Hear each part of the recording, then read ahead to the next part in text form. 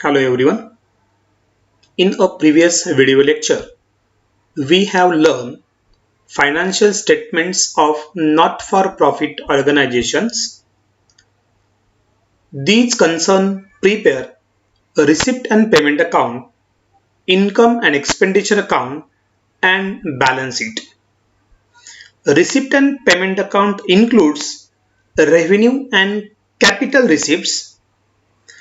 Income and expenditure account recorded only revenue receipts. Okay.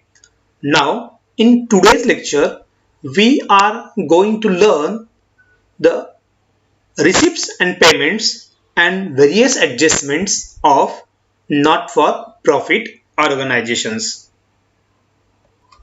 Receipts. Now, receipts म्हणजे प्राप्ती. Receipts are categorized into two groups, capital receipts and revenue receipts. Capital receipts, the receipts which are non-recurring in nature and not forming a part of a regular flow of income of a concern are known as capital receipts. विद्यार्थी मित्रांनो, ज्या receipts non recurring नेचरच्या असतात म्हणजे ज्यांची पुनरावृत्ती नसते and they are not a part of regular flow of income, these are a capital receipts.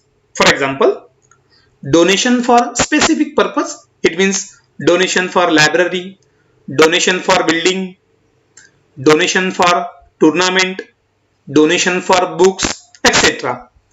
Life membership fees, sale proceed of asset. Now these are the capital receipts. Okay. Capital receipts either added to capital fund or separately shown on liability side of balance sheet. विद्यार्थी मित्रांनो, तुम्हाला जर अशा प्रकारच्या काही capital receipt दिले असतील तर तुम्ही त्या कॅपिटल फंड मध्ये इन्क्लूड करा, ऍड करा किंवा त्या बॅलन्स शीटच्या लायबिलिटी साइडला तुम्ही स्वतंत्र दाखवा. ओके. नाउ रेव्हेन्यू रिसिप्ट्स, महसुली स्वरूपाच्या प्राप्ती. The receipts which are recurring in nature and part of a regular flow of income of a concern are known as revenue receipts. विद्यार्थी मित्रांनो, रिकरिंग म्हणजे ज्यांची पुनरावृत्ती होते, वारंवार होते, and these are the regular flow of income of the concern. Okay, such as subscription, locker rent, rent received, interest received, etc. Okay. Now, capital expenditure. Expenditure also categorized into two groups, capital expenditure and revenue expenditure. Capital expenditure, these expenditure are non-recurring expenditure in nature. म्हणजे यांचं स्वरूप जर आपण पाहिलं तर हे non recurring आहे, यांची पुनरावृत्ती किंवा वारंवारता आपल्याला दिसत नाही. The benefit of such expenditure are likely to be received for long period. म्हणजे अशा स्वरूपातील खर्चांचा जो बेनिफिट आहे व्यवसाय संस्थांना मिळणारा हा लॉंग टर्म पिरियड साठी असतो. For example, purchase of any asset. Okay. म्हणजे व्यवसाय संस्थेमध्ये एखादी असेट खरेदी केली तर त्या असेट पासून मिळणारा बेनिफिट आहे तो लॉंग टर्म साठी असतो. म्हणजे purchase of asset is a capital expenditure. These expenses are shown on the asset side of a balance sheet. म्हणजे कॅपिटल एक्सपेंडिचर हे तुम्हाला बॅलन्स शीटच्या लायबिलिटी साइडला दाखवायचे असतात. ओके. नेक्स्ट, रेव्हेन्यू एक्सपेंडिचर, महसुली स्वरूपातील खर्च. The expenditure made which is recurring in nature is called a revenue expenditure. म्हणजे अशा स्वरूपाचे खर्च जे रिकरिंग इन नेचर म्हणजे ज्यांची वारंवारता पुनरावृत्ती आपल्याला दिसून येते अशा स्वरूपाचे खर्च. The benefit of these expenses are enjoy immediately. म्हणजे अशा स्वरूपातील खर्चांचे बेनिफिट जे आहेत ते आपल्याला इमिजिएटली तात्काळ स्वरूपात मिळत असतात. For example, rent, electricity, printing and stationery, postage and telegram etcetera. Okay.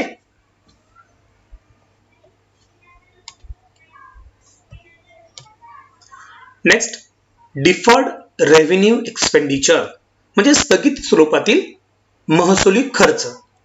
Deferred revenue expenditure is actually revenue expenditure.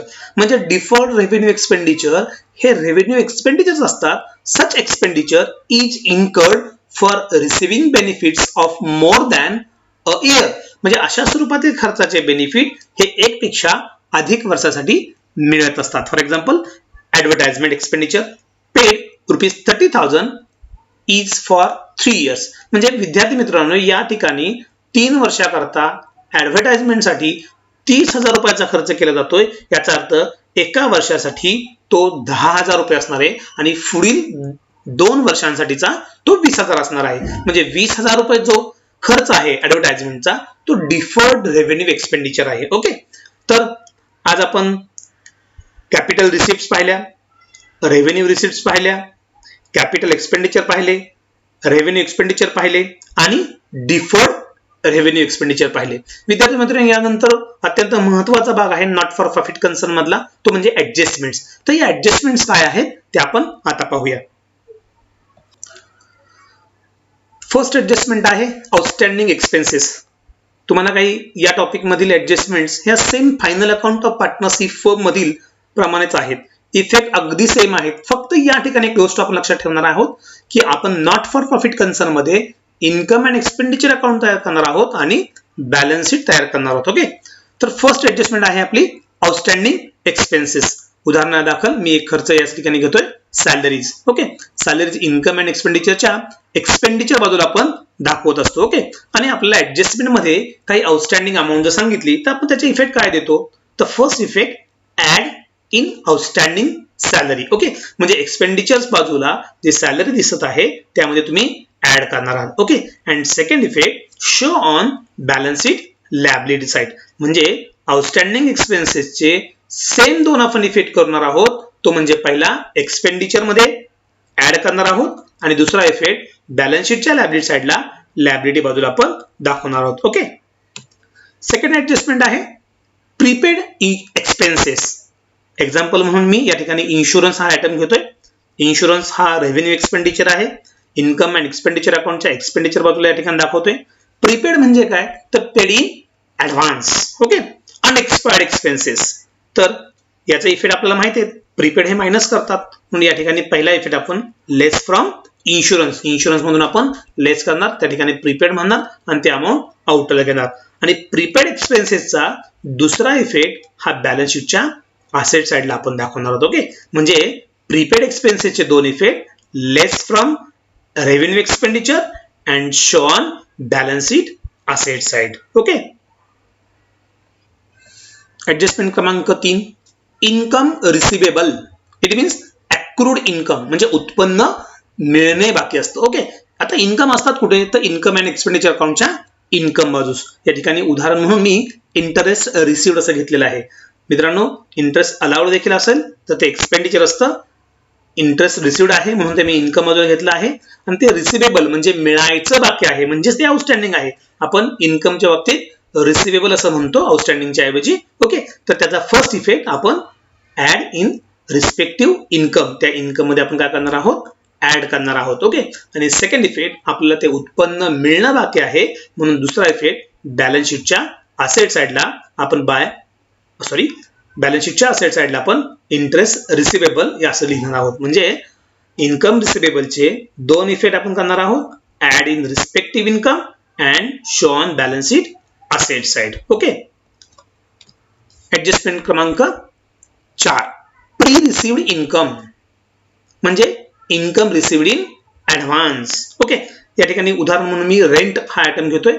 Income and expenditure अकाउंटच्या इन्कम साइडला बाय रेंट रिसिव्ड हा आयटम असेल, ज्याची रक्कम तुम्हाला या ठिकाणी तुम्ही मेन्शन केली असेल.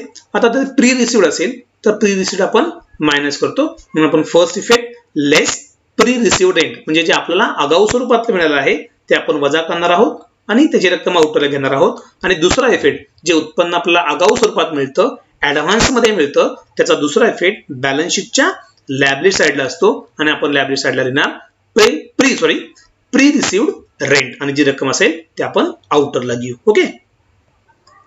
नेक्स्ट ऍडजस्टमेंट आहे ऍडजस्टमेंट क्रमांक 5 डेप्रिशिएशन. विद्यार्थी मित्रांनो, ही फायनल अकाउंट मध्ये देखील आपली ऍडजस्टमेंट होती. ओके.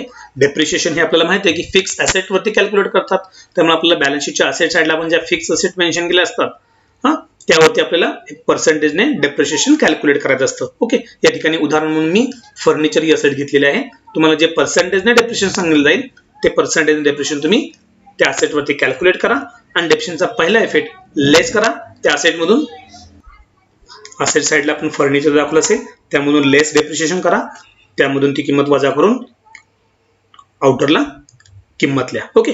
आणि डेप्रिशिएशनची जी किंमत तुम्ही वजा केलेली आहे त्याचा दुसरा इफेक्ट इन्कम अँड एक्सपेंडिचर अकाउंटच्या एक्सपेंडिचर बाजूला तुम्हाला लिहायला लागेल to depreciation on furniture. Okay. जी रक्कम तुम्ही वजा केलेली आहे तीच तुम्ही या ठिकाणी घेणार आहात हे लक्षात ठेवायचं. ओके.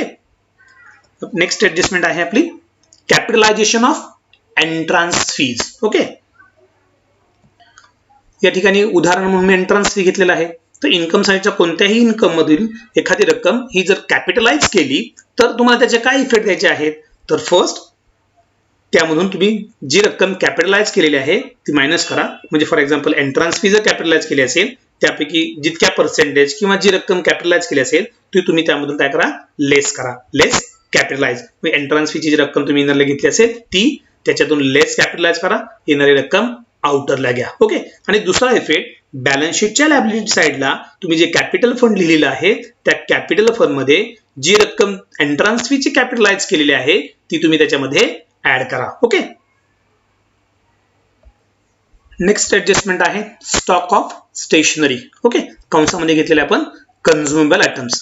विद्यार्थी मित्रांनो, आपल्याला कन्झ्युमेबल आयटम्स बऱ्याचदा उदाहरणामध्ये दिले जातात तेव्हा त्याचा स्टॉक हा कॅल्क्युलेट करावा लागतो आणि त्याचं कन्झम्पशन ड्युरिंग द इयर आपल्याला कॅल्क्युलेट करावं लागतं.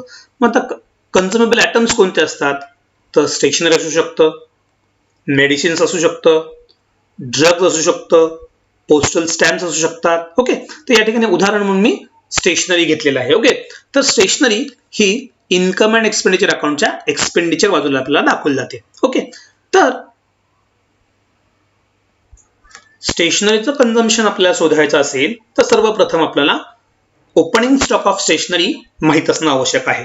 आता हा ओपनिंग स्टॉक ऑफ स्टेशनरी आपल्याला कुठे मिळेल. तर आपल्याकडे ओपनिंग बॅलन्स शीट असेल किंवा ऍडजस्टमेंटचा जो पार्ट किंवा ऍडिशनल इन्फॉर्मेशनचा जो पार्ट आपल्याला सांगितला जातो त्यामध्ये ओपनिंग स्टॉक ऑफ स्टेशनरी आपल्याला पाहायला मिळतो. ओके. तो आपण इनरला घेऊया. सेकंड, पेमेंट साइडला purchase of stationery during the year असेल म्हणजे त्या वर्षभरामध्ये स्टेशनरी जर परचेस केली असेल जे आपल्याला रिसिप्ट अँड पेमेंट अकाउंटच्या पेमेंट साइडला पाहायला मिळते, जर ती केली असेल तर ती ओपनिंग स्टॉक मध्ये आपण काय करणार आहोत, ऍड करणार आहोत. ओके. अँड देन ऍडजस्टमेंट मध्ये किंवा ऍडिशनल इन्फॉर्मेशन मध्ये अनपेड स्टेशनरी बिल. आता ही उधारीवरची खरेदी असेल त्यामुळे तुम्हाला ती पेमेंट साइडला पाहायला मिळणार नाही. हे ऍडजस्टमेंट मध्ये किंवा ऍडिशनल इन्फॉर्मेशन मध्ये तुम्हाला पाहायला मिळेल. ओके. तर अशा प्रकारचं कोणतं अनपेड बिल असेल, आउटस्टँडिंग बिल असेल तर ते तुम्हाला ऍड करावं लागेल. म्हणजे या ठिकाणी opening stock of stationery, second त्याच्यामध्ये आपण ऍड करणार आहोत purchase of stationery during the year, त्याच्यामध्ये आपण आउटस्टँडिंग किंवा अनपेड बिल ऑफ स्टेशनरी असेल तर ते प्लस करू अँड लास्ट आपण त्यामधून मायनस करू क्लोजिंग स्टॉक ऑफ स्टेशनरी. हे तुम्हाला ऍडिशनल इन्फॉर्मेशन मध्ये किंवा ऍडजस्टमेंट मध्ये सांगितलं जाईल, हे तुम्ही त्याच्यामधून वजा करायचं आहे. म्हणजे हे सर्व केल्यानंतर तुम्हाला consumption of stationery during the year आपल्याला पाहायला मिळेल. एकदा परत रिपीट करतो. आपल्याला या ठिकाणी ओपनिंग स्टॉक ऑफ स्टेशनरी असेल तो घ्यावा लागेल. सेकंड त्यामध्ये आपण purchase of stationery during the year आहे ते ऍड करणार आहोत.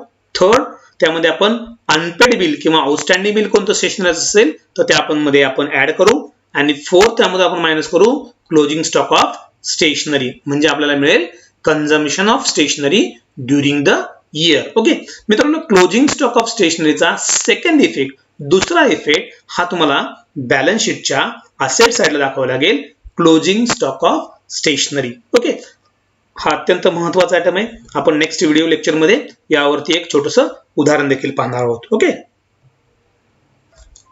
Next adjustment 8 subscription. विद्यार्थी मित्रांनो, अत्यंत महत्वाची adjustment, not for profit concerns चं उदाहरण आपलं बरोबर यावं असं आपल्याला वाटत असेल तर अत्यंत महत्त्वाचे ॲडजस्टमेंट म्हणजे subscription. Subscription is a revenue income of not for profit concern. Amount of subscription may be paid by members periodically. All members have to pay subscription regularly and it's income. So it should be appear on the income side of income and expenditure account. Okay. विद्यार्थी मित्रांनो, ही adjustment समजून घेण्यापूर्वी आपल्याला accounting year किंवा financial year जे आहे ते माहीत असणं आवश्यक आहे. ओके विद्यार्थी मित्रांनो, तुम्हाला उदाहरणामध्ये रिसिप्ट अँड पेमेंट अकाउंट दिलं जातं आणि रिसिप्ट अँड पेमेंट अकाउंटची जी डेट दिलेली असते ती डेट फॉर एक्झाम्पल 31 मार्च 2020 असेल तर आपलं करंट इयर कोणतं म्हणजे चालू वर्ष कोणतं हे आपल्याला माहीत असावं लागतं. यासाठी या ठिकाणी मी लिहिले सबस्क्रिप्शन आणि रेड मध्ये या ठिकाणी मेन्शन केले 2019-20 म्हणजे 2019-2020 हे जर करंट इयर असेल तर प्रीवियस इयर किंवा लास्ट इयर कोणतं असेल तर 2018-19. ओके म्हणजे 2017-18 हे कोणतं असेल मग तर तेही प्रीवियस इयरच असेल. ओके 2020-21 हे कोणतं असेल नेक्स्ट इयर असेल म्हणजे नंतरचं चालू वर्षाच्या नंतरचं वर्ष. ओके म्हणजे एक गोष्ट आपल्याला लक्षात आली पाहिजे, करंट इयर 2019-20, प्रीवियस इयर किंवा लास्ट इयर 2018-19 आणि नेक्स्ट इयर 2020-21. ओके विद्यार्थी मित्रांनो, रिसिप्ट साइडला आपल्याला सबस्क्रिप्शन्स पाहायला मिळतील. आता या सबस्क्रिप्शन मध्ये ऍक्च्युअल रिसिप्ट ऑफ सबस्क्रिप्शन असतात की ज्यामध्ये चालू वर्षाचे सबस्क्रिप्शन असेल, मागील वर्षाचे देखील सबस्क्रिप्शन असेल आणि पुढील वर्षाचे देखील सबस्क्रिप्शन असेल. सर्वप्रथम आपल्याला काय करायचं आहे तर या ठिकाणी इन्कम साइडला जी रिसिप्ट साइडला आउटरला सबस्क्रिप्शनची अमाऊंट दिसते ती आपल्याला या ठिकाणी मांडावी लागेल. ओके आता त्यामध्ये काय करायचं आहे, सर्वप्रथम ऍड करणार आहोत आपण outstanding subscription for current year म्हणजे चालू वर्ष जे या ठिकाणी आपण मेन्शन केलं 2019-20 हे जे चालू वर्ष आहे याची आउटस्टँडिंग तुम्हाला सांगितली जाईल. जर ती ऍडजस्टमेंट मध्ये किंवा ऍडिशनल इन्फॉर्मेशन मध्ये तुम्हाला आउटस्टँडिंग सांगितली असेल तर तुम्हाला चालू वर्षाचे सबस्क्रिप्शन ही ऍड करावी लागेल. आता करंट इयरची आउटस्टँडिंग आहे त्यामुळे करंट इयरच्या ऍडजस्टमेंटचे दोन इफेक्ट असतील. याचा दुसरा इफेक्ट हा तुम्हाला बॅलन्स शीटच्या असेट साइडला दाखवावं लागेल आउटस्टँडिंग सबस्क्रिप्शन. ओके म्हणजे करंट इयर आउटस्टँडिंग असेल त्याचे दोन इफेक्ट, त्यापैकी पहिला add in subscription okay and second show on balance sheet asset side. Okay second outstanding subscription for last year म्हणजे 2018-19 असेल किंवा 17-18 असेल म्हणजे प्रीवियस इयर. तर प्रीवियस इयरची मागील वर्षाची काही आउटस्टँडिंग असेल तर ही तुम्हाला लेस करावी लागणार आहे, वजा करावी लागणार आहे. ओके आता मागील वर्षाची ऍडजस्टमेंटचा दुसरा इफेक्ट असणार नाहीये. ओके कारण आपल्याला जे ओपनिंग बॅलन्स शीट दिलं जाईल किंवा लास्ट इयरचं बॅलन्स शीट असेल याच्यामध्ये तुम्हाला हे आउटस्टँडिंगचा इफेक्ट पाहायला मिळेल, त्यामुळे याचा दुसरा इफेक्ट असणार नाही. ओके तिसरी गोष्ट तुम्हाला ऍड करावं लागेल pre received subscription in last year म्हणजे मागील वर्षामध्ये, जसे की या ठिकाणी आपण 2018-19 म्हटले. 2018-19 मध्ये काही सभासदांनी जर पुढच्या वर्षाची सबस्क्रिप्शन दिली असेल ऍडव्हान्स मध्ये ज्याला आपण प्री रिसिव्ड म्हणतो तर ते आपल्याला मागील वर्षामध्ये म्हणजे 2018-19 मध्ये ज्या सभासदांनी 19-20 या वर्षाची वर्गणी दिली असेल ती आपल्याला ऍड करावी लागेल. Okay pre received subscription in last year मित्रांनो ही देखील लास्ट इयरचीच आहे त्यामुळे याचा दुसरा इफेक्ट असणार नाही. ओके चौथी गोष्ट less pre received subscription for next year म्हणजे 2020-21. ओके कारण करंट इयर 19-20 हे आहे. ओके म्हणजे हे तुम्हाला ऍडजस्टमेंट मध्ये किंवा ऍडिशनल इन्फॉर्मेशन मध्ये सांगितलं असेल की मिळालेल्या सबस्क्रिप्शन मध्ये ही रक्कम पुढील वर्षाची आहे तर तुम्हाला ती लेस करावी लागेल. ओके तर नेक्स्ट इयरची जे सबस्क्रिप्शन आपल्याला प्री रिसिव्ड मिळालेले आहे हिचा दुसरा इफेक्ट तुम्हाला बॅलन्स शीटच्या लायबिलिटी साइडला दाखवावे लागणार आहे प्री रिसिव्ड सबस्क्रिप्शन. ओके एकदा परत मित्रांनो मी रिपीट करतो, सबस्क्रिप्शन हा टर्म अत्यंत महत्वाचा आहे. Subscription is a revenue income of firm. Subscription तुम्ही इन्कम मधून घेणार आहात. ओके सेकंड त्यामध्ये तुम्ही ऍड करणार आहात outstanding subscription for current year चालू वर्षाची सबस्क्रिप्शन आउटस्टँडिंग असेल तर तुम्ही ती ऍड करणार आहात आणि त्याचा दुसरा इफेक्ट बॅलन्स शीटच्या असेट साइडला आउटस्टँडिंग सबस्क्रिप्शन म्हणून दाखवणार आहात. Okay. Second, outstanding subscription for last year म्हणजे मागील वर्षाची, करंट इयरच्या अगोदरच्या वर्षाची असेल तर तो तुम्ही लेस करणार आहात. ओके.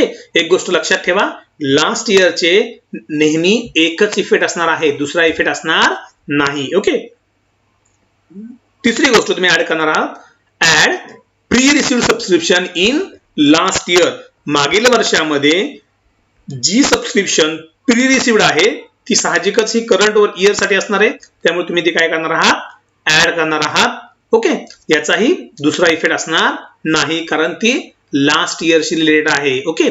आणि चौथी गोष्ट तुम्ही लेस करणार आहात, pre received subscription for next year, नंतरच्या, म्हणजे या ठिकाणी आपण म्हटलं 2020-21 हे नंतरचं वर्ष, याच्यासाठी जर प्री रिसिव्ड असेल तर ती देखील तुम्ही मायनस करणार आहात आणि याचा दुसरा इफेक्ट बॅलन्स शीटच्या लायबिलिटी साइडला तुम्ही दाखवणार आहात. ओके.